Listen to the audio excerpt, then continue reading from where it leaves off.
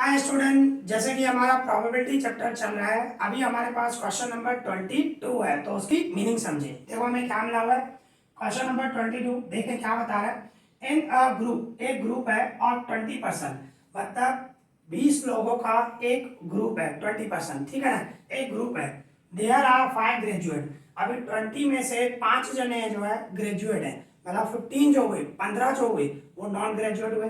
ठीक है, इस तरह दिया हुआ है। फिर क्या बता रहा है, if 3 person are selected at random from the group. अभी ग्रुप में से हम कितने लोग पसंद कर रहे हैं, 3%, मतलब सिलेक्ट कर रहे हैं। 3% हम सिलेक्ट कर रहे हैं, वो भी रैंडमली, ठीक है ना, किसी को भी सिलेक्ट कर सकते हैं। फिर क्या बता रहे हैं, फाइंड दी प्रोबेबिलिटीज, हमें प्रोबेबिलिटीज फाइंड करनी है। That first number all are graduate, सबके सब ग्रेजुएट हो, तो उसकी प्रोबेबिलिटी क्या। फिर क्या बता रहा है, एटलीस्ट वन इज ग्रेजुएट, कम से कम एक ग्रेजुएट हो। यहाँ पे वैसे देखो एटलीस्ट और में मैंने आपको बताया यूनियन वाली फॉर्मूला लगती है, यहाँ पे नहीं लगेगी। मैंने आपको बताया मोस्ट ऑफ यूनियन की फॉर्मूला लगती है, यहाँ पे मीनिंग से करेंगे तो इजी रहेगा। ठीक है, इसका मतलब है कम से कम एक ग्रेजुएट हो। इसका मतलब क्या हुआ, एक ग्रेजुएट हो, 3% सिलेक्ट कर रहे हो, एक ग्रेजुएट हो, 2 नॉन ग्रेजुएट हो। पर ऐसा भी हो सकता है 2 ग्रेजुएट हो और एक नॉन ग्रेजुएट हो, पर ऐसा भी हो सकता है तीनों के तीनों ग्रेजुएट हो। एटलीस्ट वन, कम से कम एक होना चाहिए ग्रेजुएट। तो इसका मतलब एक या एक से ज्यादा, जो भी आप सिलेक्ट कर रहे हो, 3% सिलेक्ट कर रहे हो, या तो एक ग्रेजुएट हो या 2 हो या 3 हो, तीनों के तीनों भी हो सकते हैं। ठीक है, एटलीस्ट का मतलब कम से कम एक ग्रेजुएट होना चाहिए। ठीक है ना, इस तरह है। तो अभी देखो इसको हम सॉल्व करें। हमारे पास जो ग्रुप है, ग्रुप में जो है 5 ग्रेजुएट है, ठीक है ना, हमें मिला हुआ है 5 जने जो है वो ग्रेजुएट है। तो 15 कौन हुए, नॉन ग्रेजुएट। ओके, 15 जो हुए वो नॉन ग्रेजुएट हुए, तो टोटल मिला के कितने हुए, 20, इस तरह। ठीक है, अभी हमें फर्स्ट नंबर जो करना है, किसकी प्रोबेबिलिटी फाइंड करनी है, ऑल आर ग्रेजुएट, सबके सब ग्रेजुएट हो, तो उसकी प्रोबेबिलिटी क्या होगी। तो सपोज करो हम उसको पी ऑफ ए लेते हैं। P of A favourable outcome divide total outcome. देखो टोटल तो 20 है, तो 20C3 तो आने ही वाला है। 20 में से 3 जने हमें सिलेक्ट करने हैं, तो डिवाइड में टोटल आउटकम तो 20C3 ही आने वाला है। ऊपर फेवरेबल सोचना है। तो ऑल आर ग्रेजुएट बोल रहा है, सभी ग्रेजुएट होने चाहिए। ग्रेजुएट कितने हैं, 5, तो 5 में से 3, 5C3।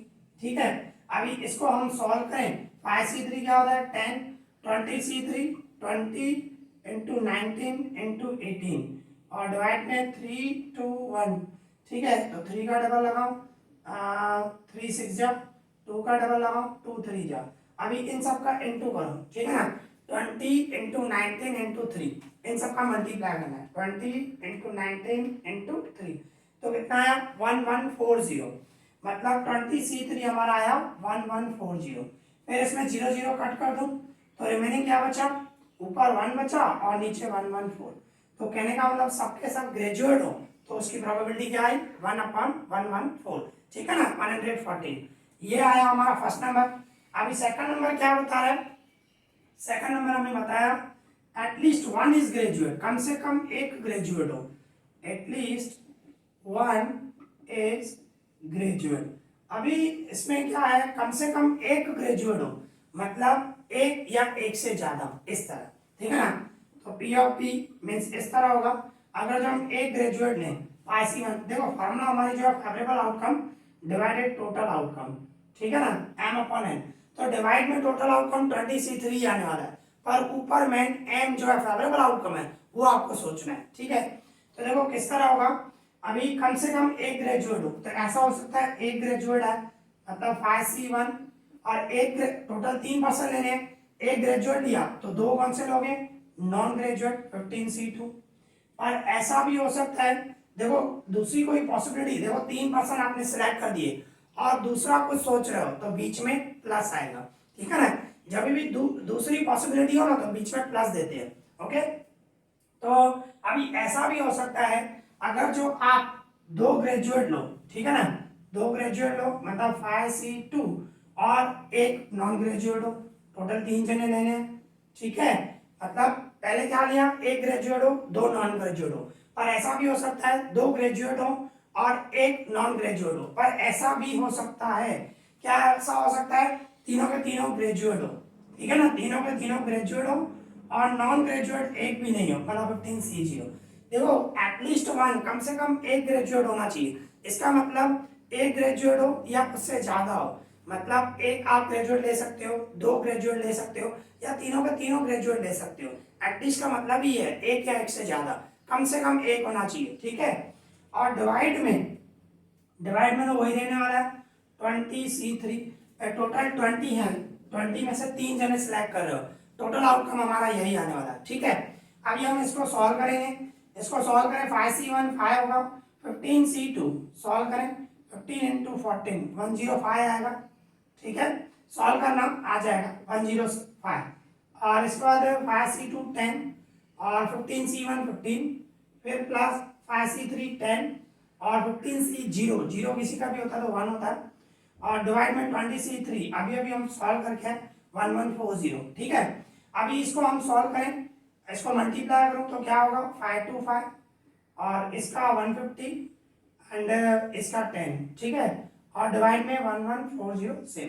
फिर इसके इक्वल्स में आप देखो, देखो डिवाइड में तो वही रहने वाला 1140, ऊपर हम टोटल करें 685, ठीक है, 685 टोटल किया तो अभी ऊपर नीचे 5 का डबल लग रहा है, देखो 5 का डबल लग रहा है तो 5 का डबल लगाओ, ठीक है।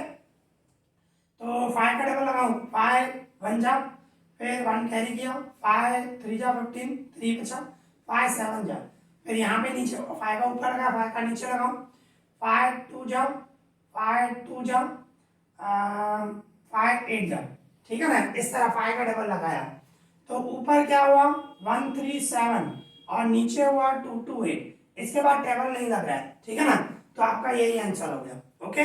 तो सिंपल है, अगर जो तीनों ग्रेजुएट हो तो हमारी प्रोबेबिलिटी आई 1/114, और कम से कम एक ग्रेजुएट हो तो उसकी प्रोबेबिलिटी क्या आई 137 डिवाइडेड 2 to 8, ओके। तो यहाँ पे ये सम कंप्लीट हो गया, एक और सम करते हैं, ठीक है। अभी हमारे पास क्वेश्चन नंबर 23 है, तो देखो क्या मिला हुआ है, मीनिंग समझे। Question number 23, one earn contain 4 red and 5 white ball, मतलब हमारे पास एक अर्न है, उसमें 4 रेड और 5 व्हाइट बॉल है, ठीक है। एंड दी सेकंड अर्न, दूसरी भी अर्न है, contain 6 red and 3 white balls, मतलब क्या बता रहा है, हमारे पास दो अर्न है या दो बैग समझ सकते हो, फर्स्ट एंड सेकंड, ठीक है ना, इस तरह है। फर्स्ट में जो है 4 रेड है एंड 5 वाइट है, ओके, और सेकंड में 6 रेड है और 3 वाइट है, ओके, इस तरह में दिया हुआ है। टोटल 9 है इसमें भी और उसमें भी 9 है, ठीक है, टोटल आउटकम तो 9 ही है दोनों में।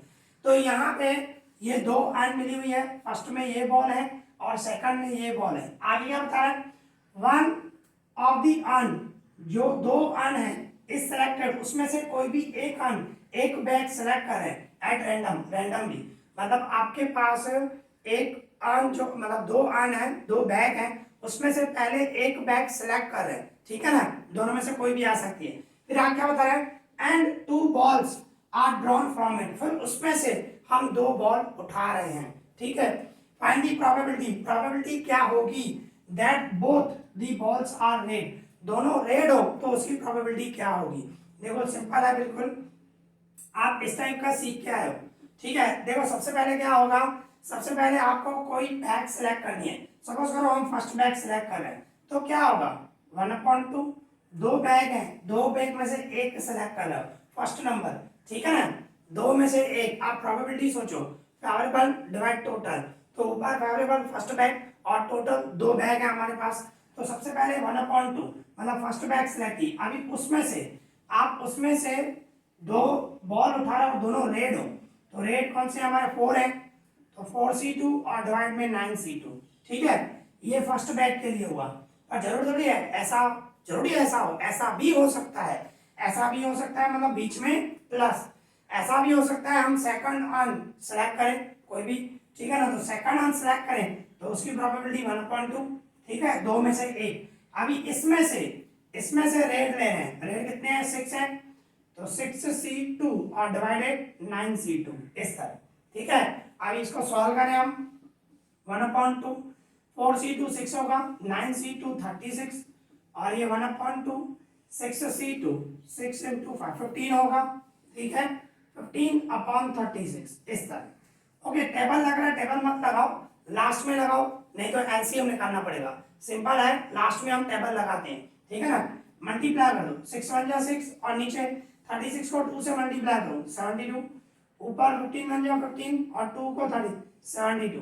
तो देखो 72 एक बार है ना, इसकी वजह से बोल रहा था 72 एक ही बार रखो, एलसीएम हो गया, और ऊपर हो जाएगा 6 प्लस 15, मतलब डिवाइड में 72 से इन दोनों का प्लस करो 21, फिर 3 का डबल लग रहा है, 3 का डबल लगाओ, 3 7 जा, इसके बाद 3 2 जा 6 एंड 3 2 जा 6 3 4 जा 12, मतलब 7/24, ठीक है। तो यहाँ पे ये हमारा सम कंप्लीट हो गया। इसी टाइप का एक और करते हैं, ठीक है। अभी हमारे पास क्वेश्चन नंबर 24 है, तो उसकी मीनिंग समझें। देखो हमें क्या मिला हुआ है, question number 24, A can hit a target 3 times out of 5 trials, मतलब एक कोई एक पर्सन है, उसको 5 ट्रायल मिल रहे हैं और वो 3 बार टारगेट को हिट कर देता है, ठीक है। फिर आगे क्या बता रहे हैं, B can hit the target 2 times out of 5 trials. B जो है, एक बी दूसरा पर्सन है, उसको 5 ट्रायल मिल रहा है, 5 में से वो 2 बार टारगेट को हिट कर रहा है। ए जो है 5 में से 3 बार टारगेट को हिट कर रहा है और बी 5 में से 2 बार टारगेट को हिट कर रहा है, ठीक है। फिर आगे आ रहा है सी तीसरा क्वेश्चन आ गया, C can hit the target 3 times out of 4 trial. अभी सी को सिर्फ 4 ट्रायल मिल रहे हैं, 4 में से 3 बार वो टारगेट को हिट कर देता है, इनकी ये प्रोबेबिलिटी दी हुई है, ठीक है। फिर आगे क्या होता है, इफ ऑल 3 ट्राई साइमल्टेनियसली, तीनों अभी साथ में टारगेट को हिट कर रहे हैं, ठीक है, तीनों मिलके, तो फिर क्या बोल रहा है, फाइंड दी प्रोबेबिलिटी, हमें प्रोबेबिलिटी फाइंड करनी है that at least 2 will hit the target. यहाँ पे देखो एटलीस्ट 2 बोल दिया, एटलीस्ट 2 का मतलब कम से कम 2 जनों का टारगेट हिट होना चाहिए, ठीक है। अभी यहाँ पे एटलीस्ट 1 होता ना तो मैं यूनियन की फार्मूला लगाता, पर यहाँ पे एटलीस्ट 2 बोल दिया, तो इसकी वजह से अभी थोड़ा चेंज होगा। किस तरह, दूसरा ये इंडिपेंडेंट इवेंट है, कोई भी टारगेट को हिट कर सकता है, एक दूसरे पे डिपेंड नहीं रखेंगे, मतलब इंटरसेक्शन की जगह पे हम मल्टीप्लाई रखेंगे, ठीक है, इनटू रखेंगे। तो देखो अभी इसमें हमें ये मिला हुआ है पी ऑफ ए 5 में से 3 मतलब 3/5, ये ए की प्रोबेबिलिटी हुई ना, 5 बार ट्रायल हो रहा है, उसमें से 3 बार टारगेट को हिट कर रहा है, तो टारगेट को हिट करे उसकी प्रोबेबिलिटी हुई 3/5, और बी टारगेट को हिट करे तो उसकी प्रोबेबिलिटी हुई 2/5। इसी तरह सी टारगेट को हिट करे उसकी प्रोबेबिलिटी हुई 3/4, ठीक है ना, उसको 4 में से 3 बार टारगेट को हिट कर रहा है, और बी 5 में से 2 और ए 5 में से 3, मतलब 3/5 2/5 एंड 3/4, ये इनकी प्रोबेबिलिटी है टारगेट को हिट कर रहे हैं, ठीक है ना, तो ये सक्सेसफुल प्रोबेबिलिटी हुई। अभी टारगेट को हिट नहीं करें मतलब ए डैश, ठीक है ना, ये टारगेट को हिट कर रहे हैं, अभी टारगेट को हिट नहीं करें, ऑपोजिट होता है ए और ए डैश, ये हिट कर रहा है, ये हिट नहीं कर रहा है, ठीक है। तो कैसे करोगे, मैंने बताया आपको, ए डैश फाइंड करना हो तो 5 में से 3 है 2 और ये नीचे 5 है, ठीक है। अभी इसी तरह बी डैश निकालेंगे, बी डैश कैसे, 5 में से 2 है 3 नीचे से, ठीक है। और इसके बाद सी डैश कैसे होगा, 4 में से 3 है 1 और नीचे से, तो ये टारगेट को हिट करेंगे उसकी प्रोबेबिलिटी है, हिट नहीं करेंगे तो ये प्रोबेबिलिटी, हिट करेगा प्रोबेबिलिटी है, हिट नहीं करेगा ये प्रोबेबिलिटी। इसी तरह सी के लिए टारगेट हिट करेगा उसकी ये प्रोबेबिलिटी, टारगेट हिट नहीं करे तो उसकी ये प्रोबेबिलिटी, ठीक है। तो ये प्रोबेबिलिटी हमें मिली हुई है। अभी देखो हमें फाइंड क्या करना है, रिक्वायर्ड प्रोबेबिलिटी। देखो अभी मेन क्या है, अभी इसमें हमें ना मेन एटलीस्ट 2 बोल दिया, अगर जो एटलीस्ट 1 बोलता तो मैं यूनियन की फार्मूला लगा देता, आंसर आ जाता, पर यहाँ पे एटलीस्ट 2 आ गया, तो एटलीस्ट 2 आ गया तो इस तरह करना है। देखो कम से कम 2 जनों का टारगेट हिट होना चाहिए, तो वो कौन कर सकता है, हो सकता है ए इंटरसेक्शन बी सी का नहीं हो, मतलब क्या किया, ए और बी टारगेट को हिट कर रहे हैं, सी नहीं करे मतलब सी डैश हो गया, पर जरूर थोड़ी है, ऐसा भी हो सकता है। क्या हो सकता है, P of A intersection B dash intersect, भाई बी टारगेट को हिट नहीं करे, ए और सी कर दे, कम से कम 2 बोल रहा है, एटलीस्ट 2, तो ए और सी कर दे। पर जरूर थोड़ी है, ऐसा भी हो सकता है। क्या हो सकता है? ए टारगेट को हिट नहीं करे, बी और सी करे, ठीक है ना, बी और सी। पर जरूरी नहीं है, ऐसा भी हो सकता है। क्या हो सकता है? तीनों का टारगेट हिट हो जाए, क्योंकि कम से कम 2 बोल रहे हैं, कम से कम 2 मतलब 2 या 2 से ज्यादा, तो 2 से ज्यादा मतलब तीनों में तो टारगेट को हिट कर सकते हैं ना, ठीक है। तो इस तरह इसको अभी सॉल्व करना है। मतलब क्या किया मैंने इसमें, ऐसे किया, ए और बी टारगेट को हिट कर रहे हैं, सी को नहीं कर रहे तो सी डैश दे दिया। अभी इसी तरह ऐसा भी हो सकता है, मतलब बीच में प्लस, ठीक है, बी टारगेट को हिट नहीं कर रहा मतलब बी डैश, ए और सी कर रहे हैं। पर ऐसा भी हो सकता है ए टारगेट को हिट नहीं करे, बी और सी कर दें, ठीक है। पर ऐसा भी हो सकता है तीनों के तीनों टारगेट को हिट कर दें, ठीक है ना, पॉसिबिलिटी तो है ना। एटलीस्ट 2 बोल रहा है, कम से कम 2 जने, मतलब 2 या 2 से ज्यादा, ठीक है ना, ऐसे। तो इसको अभी हम सॉल्व करेंगे, और इंटरसेक्शन की जगह पे हम क्या करेंगे, मल्टीप्लाई, क्योंकि ये इंडिपेंडेंट इवेंट्स है, ठीक है ना। तो इसको हम ऐसे करेंगे, P of A into P of B into P of C dash, ठीक है।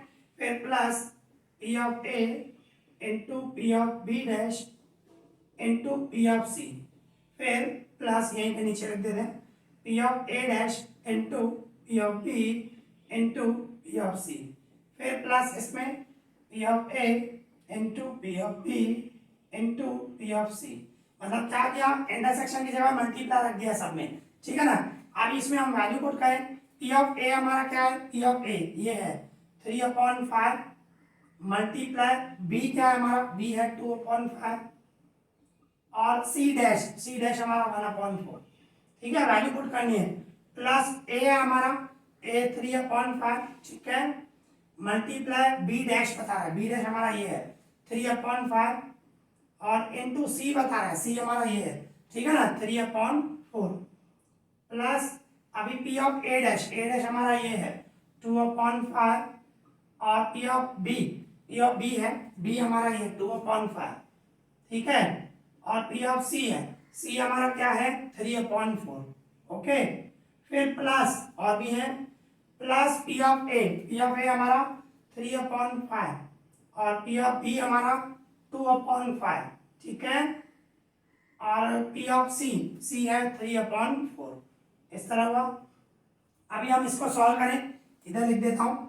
अभी इसको सॉल्व करें तो आप देखो, टेबल मत लगाओ, नीचे टेबल लग रहा है पर टेबल मत लगाओ, लास्ट में हम करेंगे, ठीक है ना, क्योंकि एलसीएम निकालना पड़ेगा अगर जो आप टेबल लगाओगे तो 3 2 जा 6, ऊपर हुआ 6 और नीचे हुआ 100, देखो 5 5 जा 25 4 जा 100, ठीक है ना। इसको सॉल्व किया, फिर प्लस इसको सॉल्व करें, 27 हुआ, 3 3 जा 9 9 3 जा 27 डिवाइड में 100, फिर प्लस इसका मल्टीप्लाई करें 12, 2 2 जा 4 4 3 जा 12/100, फिर यहाँ पे कितना हुआ 18, 3 2 जा 6 6 3 जा 18/100, ठीक है ना। अभी इन सब का हम प्लस करेंगे, इन सब का प्लस करें तो कितना हुआ 30 57, फिर 63 हुआ 63/100।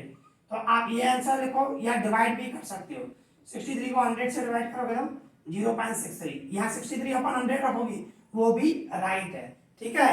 तो यहाँ पे ध्यान रखना, हमें एटलीस्ट 2 बोल दिया, अगर जो एटलीस्ट 1 होता ना तो मैं यूनियन की फॉर्मूला लगाता, भाई ऐसे बोलता कम से कम एक जने का टारगेट हिट हो, एटलीस्ट 1 बोलता तो मैं यूनियन की फॉर्मूला लगाता, पर यहाँ पे एटलीस्ट 2 बोला है तो इस तरह करना पड़ेगा, ठीक है। तो यहाँ पे ये हमारा सम कंप्लीट हो गया, और आज हमने जो भी सम किए आई होप आपको अच्छे से समझ में आया होगा। इस वीडियो में इतना ही, थैंक यू।